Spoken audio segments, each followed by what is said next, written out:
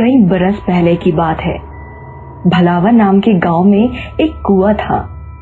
ना कोई उस कुएं से पानी लेता था और ना ही कोई उसके करीब जाता था।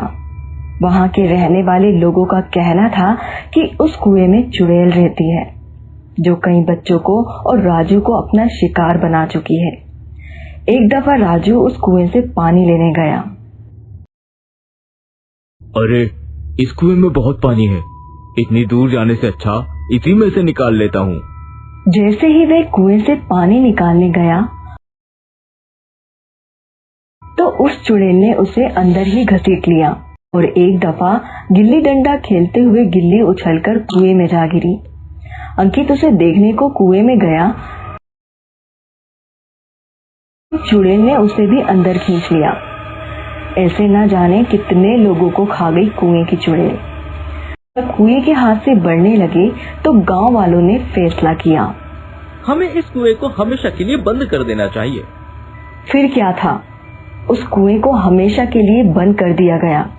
गांव के लोग कहीं मील दूर जाकर पास के गांव से पानी लेते थे।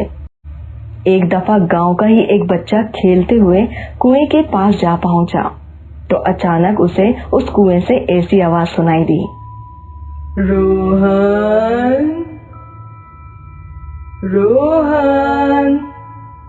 रोहन को लगा जैसे कोई दूसरा बच्चा उसे खेलने के लिए बुला रहा हो। रोहन कुएं पर चढ़ गया और कुएं के अंदर झांकने लगा।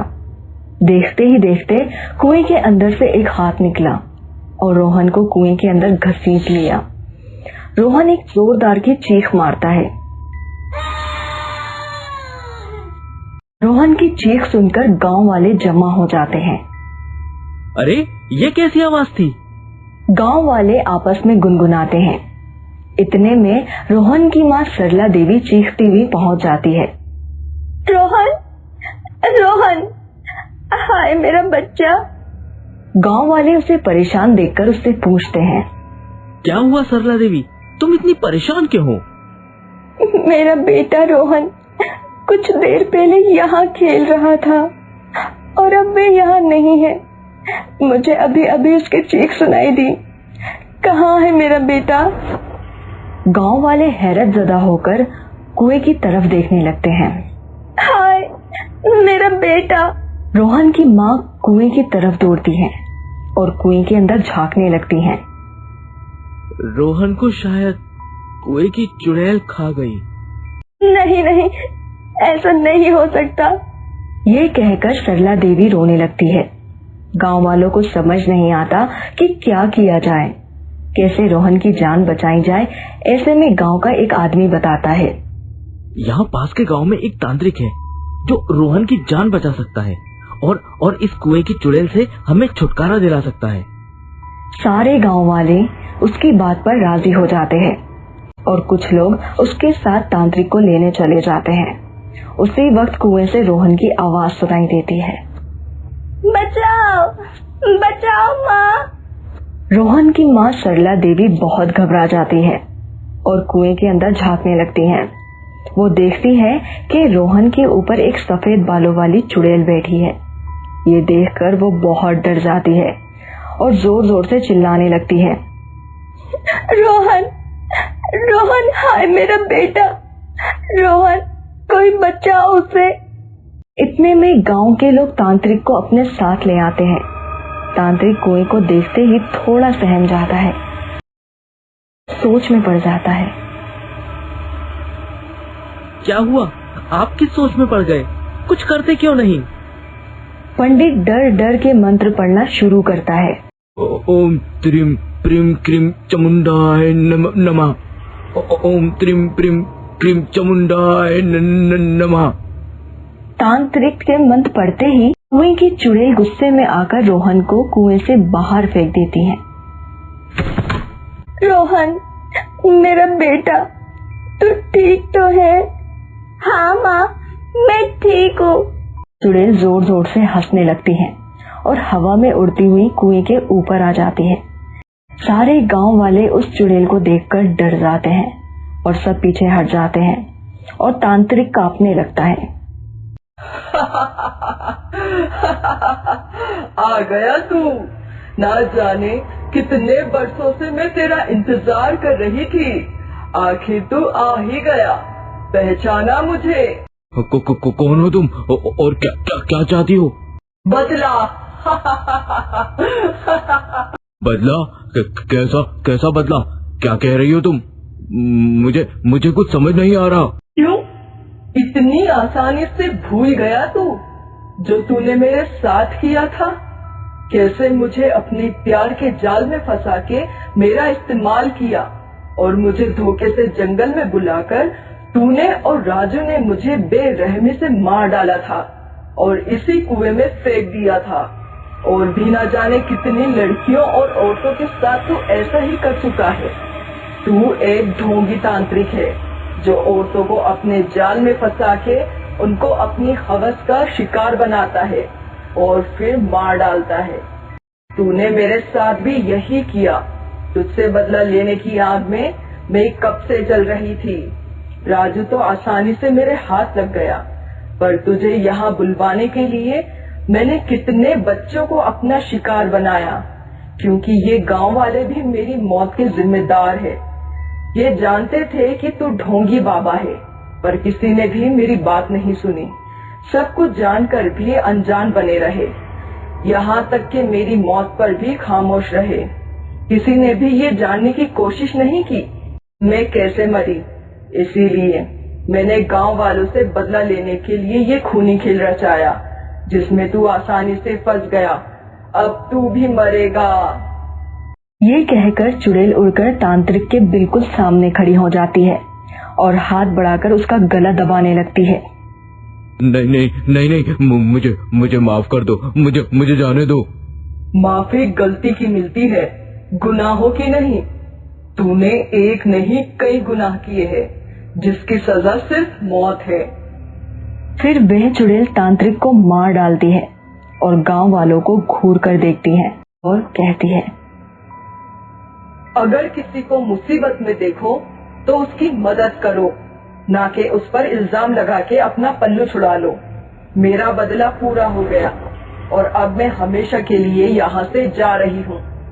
ये कहकर वह चुड़ैल कुएं से सारे बच्चों को निकालकर गांव वालों के सामने रख देती है और गायब हो जाती है। गांव वालों को भी इस बात का एहसास होता है कि उन्होंने उसके साथ गलत किया था और वह अपनी इस गलती पर बहुत शर्मिंदा होते हैं।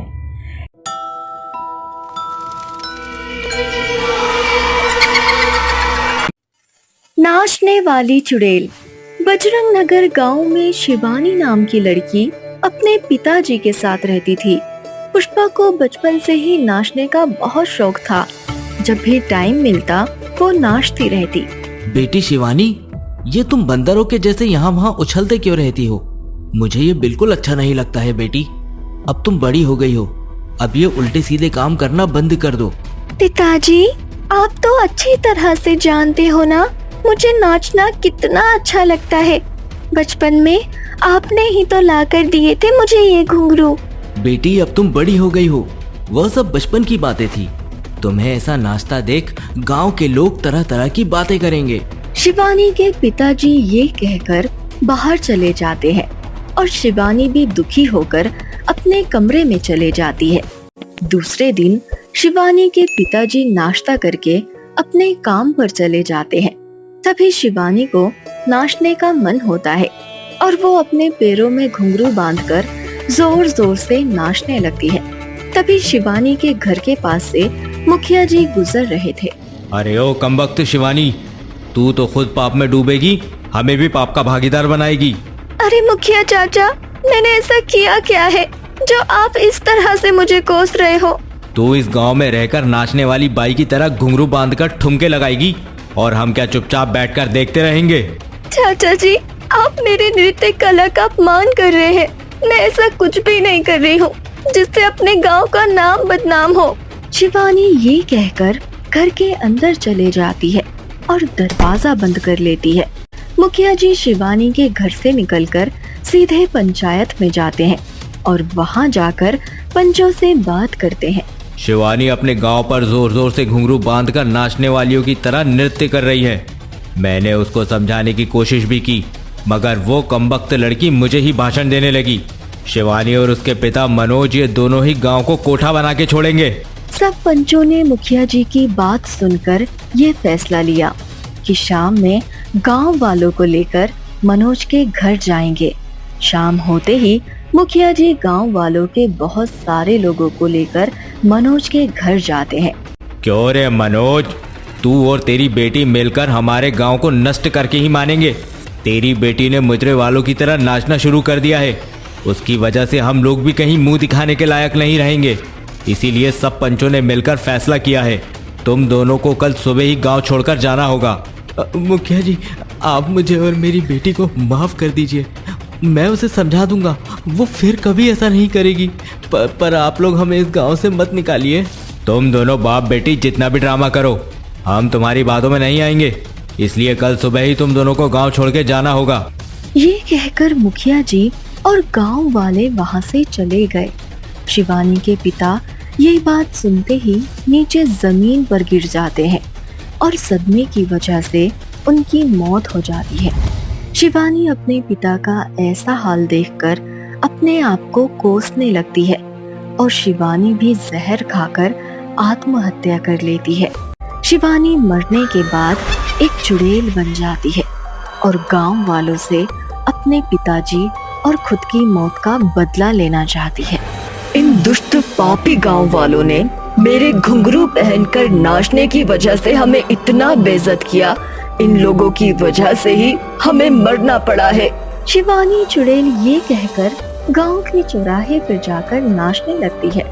घुंघरू की आवाज जैसे ही मुखिया के कानों में पड़ती है, मुखिया जी नींद से उठ जाते हैं और नींद में ही शिवानी चुड़ैल के पास आकर खड़े हो जाते हैं। चुड़ैल मुखिया को देखकर बहुत ही खुश हो जाती है। मुखिया, तुझे सबसे ज्यादा मेरे घुंघरू पहनकर नाचने की वजह से तकलीफ हो रही थी ना? अब देख मैं तेरा क्या हाल करती हूँ। कौन हो तुम? लगता है तू अभी तक नींद में है। जरा अच्छे से देख, तुझे पता चल जाएगा मैं कौन हूँ। ये कहकर चुड़ैल जोर जोर से हंसती है। अरे बाप रे, ये तो बहुत भयानक चुड़ैल है। मुझे माफ कर दो, मुझे जाने दो तुम। अरे अरे, कोई है, मुझे बचाओ। मैं वही शिवानी हूँ जिसे तुम लोगों की वजह से मरना पड़ा। चुड़ैल ये कहकर मुखिया जी को जमीन पर धक्का मारकर गिरा देती है। अरे बाप रे, ये हमारे गांव में चुड़ैल कहाँ से टपक पड़ी? ओ चुड़ैल बहन, मुझे माफ कर दो, मेरे घर पर छोटे छोटे बच्चे हैं। मुखिया, तू फिक्र मत कर, मैं तेरे बच्चों को भी तेरे पास भेजने वाली हूँ। चुड़ैल ये कहकर मुखिया के शरीर पर खड़ी हो जाती है और उछल उछल कर नाचने लगती है। इसी तरह नाच नाच कर अपने पैरों से चुड़ैल ने कुचल कुचल कर मुखिया जी की जान ले ली। शिवानी चुड़ैल रोज गांव के चौराहे में आकर अपने घुंघरू की आवाज से एक एक गांव वालों को आकर्षित करती है और उनको भी मुखिया की तरह पैरों से कुचल कुचल कर मार देती है। एक दिन गांव का एक लड़का नंदू गांव वालों से कहता है, हम ऐसे हाथ पे हाथ रख के नहीं बैठ सकते, हमें कुछ ना कुछ करना ही होगा, वरना हमारा हाल भी इनके जैसा हो सकता है। नंदू गांव वालों को साथ लेकर एक तांत्रिक भैरव बाबा के पास जाता है। पटका झटका चुड़ैल को उठा के पटका। बाबा, हमने आपका पूरा मंत्र सुन लिया है, अब आप हमारी बात सुनिए। हम सब गांव वाले बहुत मुश्किल में हैं, अब आपको ही हमारी कोई मदद करनी होगी। वो सब तो ठीक है, लेकिन मुझे दक्षिणा और प्रसाद थोड़ा ज्यादा चाहिए। तुम सभी भक्त बड़े ही कंजूस हो गए हो। बाबा, हमें आपकी हर शर्त मंजूर है। मैं तुम्हारी बात को अच्छी तरह से समझ गया हूँ। मैं जानता हूँ कि वो कोई इंसान या शैतान नहीं, वो एक चुड़ैल है। तांत्रिक बाबा ये कहकर नंदू और गांव वालों के साथ गांव में जाते हैं और वहां जाकर रात होने का इंतजार करते हैं। आधी रात होते ही नंदू और गांव वाले तांत्रिक बाबा के साथ गांव के चौराहे पर जाते हैं और वहां चुड़ैल के आने का इंतजार करते हैं। अरे वाह, एक साथ सभी गांव वालों को मेरी घुंघरू की आवाज पसंद आ गई। इन सब ने मिलकर मुझे मुजरे वाली कहा था ना, अब मैं इनको इनकी असली जगह पर पहुंचाऊंगी। चुड़ैल ये कहकर जैसे ही एक इंसान को मारने आती है, वैसे ही तांत्रिक बाबा सामने आ जाते हैं। दुष्ट पापी चुड़ैल, तुझे बहुत नाचने का शौक है ना? अब देख मैं तुझे कैसे नचाता हूँ। पाखंडी तांत्रिक, भाग जा यहाँ से, नहीं तो इन गांव वालों के साथ मैं तुझे भी मार डालूंगी। मुझे सब मालूम है, तुम्हारा गुनहगार इस गांव का सरपंच था। तुमने पहले ही उसे मार डाला है। इस गांव के बाकी सभी लोग निर्दोष हैं। तू कौन होता है मुझे रोकने वाला?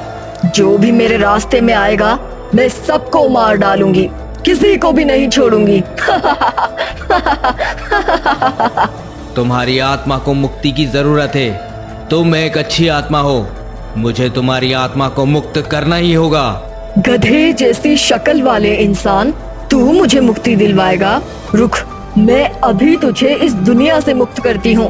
तांत्रिक बाबा अपना मंत्र अटका झटका चुड़ैल को उठा के पटका मंत्र पढ़कर गंगा जल में फूंकता है और वो गंगा जल चुड़ैल के ऊपर फेंकता है। जैसे ही चुड़ैल के शरीर पर गंगा जल पड़ता है, वो जोर जोर से चिल्लाने लगती है और जमीन पर गिरकर छटपटाने लगती है। चुड़ैल के जमीन पर गिरते ही उसके पैर में से घुंघरू टूट जाते हैं। तांत्रिक बाबा घुंघरू को जला देते हैं। घुंघरू के जलते ही चुड़ैल का शरीर भी जलने लगता है और चुड़ैल को मुक्ति मिल जाती है। अब इस चुड़ैल की आत्मा मुक्त हो चुकी है। तुम गांव वालों को अब डरने की जरूरत नहीं।